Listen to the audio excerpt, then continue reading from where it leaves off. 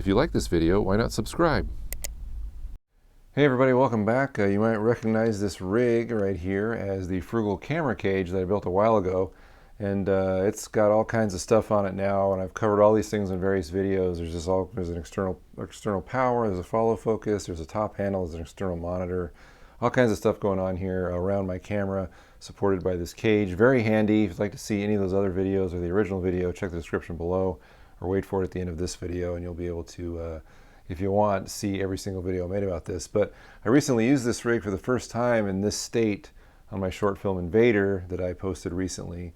And during that shoot, I learned a few things about this rig that I would like to change or make better because it caused me some problems on the shoot. So that's what I've done, is I've modified this just a little bit more. 3 modifications that made this rig even that much better, and I wanted to share those with you. The first one is this. This is a foam handle.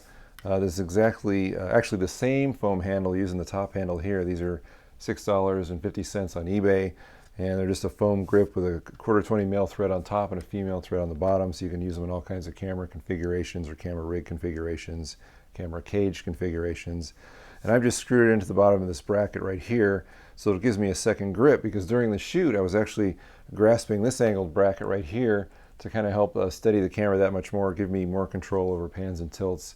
And it's kind of uncomfortable, not super effective, not ergonomic at all, so I just took one of these foam handles and screwed it into an available thread that was on the bottom of this bracket right here. So now I have my 2 points of contact to control my camera that much more easy, and I have a lot more, or more control actually, and I think it's very effective. So I added that. The second thing I wanted to share with you was this.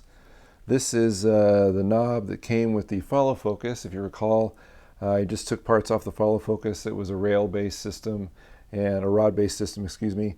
And then I just took this knob that was part of it, and I flipped it over so the large flat part was actually against the flash bracket, or against the washer that was against the flash bracket. And it caused me problems during the shoot because I had a hard time unscrewing this thing because it was right flat up against the washer, and it was just too snug and I couldn't unscrew it. It just took me longer to get it off, and it was kind of a pain. So what I did was I took it off and I flipped it around the way it was supposed to be, which gives a gap between the flash bracket and the knob, so your fingers can actually go around the top of it, and it makes it much easier to unscrew so that you can move the follow focus in and out. I now have no problem doing it. If I need to change lenses, I can easily remove this, take the gear off, change lenses, put it back, and it easily snugs right back up and I'm ready to go. Another thing I did here was I also trimmed the bolt that goes through the flash bracket, because before it was sticking out like a ½ an inch, or an inch, I think it was, a ½ an inch, and it just was, scratching whatever I would set the rig down on when it was off the tripod. So I trimmed that, and now it's completely flush. It's actually a little recessed in the knob here, so that's what I did there, and I think that'll help me a lot, especially as I'm switching lenses, because that was kind of a huge pain. And then finally, the last thing I did, which is will take the most work, is I added an extra threaded hole in this flash bracket over here because I had a problem. These two battery cradles right here were really close to each other. In fact, this gap here was almost non-existent. So when I wanted to change this battery, I would have a heck of a time releasing the battery and then trying to get it out of the cradle because it was just right up against this holder up here. This is actually a cell phone holder holding this cradle. It just took all kinds of work, and the AC wouldn't even get near it because she was afraid, she was going to break something. And I don't blame her, because it was just no clearance.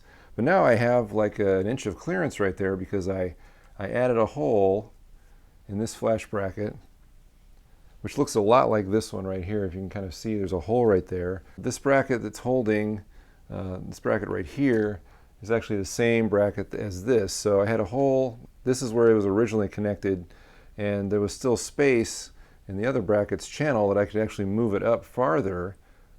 This knob right here, I could move it up farther if there were a hole available, and there wasn't. So I could tell where the space was. I just, took a pencil through the channel and marked where there was space available, and drilled a hole out, and then tapped the hole so that I could then screw the knob up higher, which gave me the more clearance right here. So now I have no trouble at all pulling this battery out.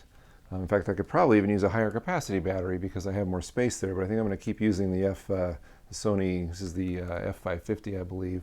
This is what I'm using to power my camera. But now I've got plenty of clearance here to do that.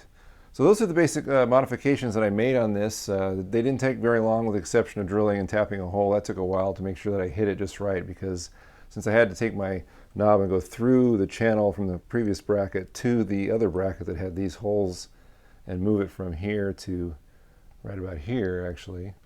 That took some time. But all these other modifications, this took nothing. This took just a little bit of time to trim the threaded rod. But now I've got them all this stuff is done. I think this unit is that much better. So if you like this kind of thing, come check out my blog at thefrugalfilmmaker.com, where it's kind of the hub of all my content from Facebook, Twitter, and everything else. And thanks for watching.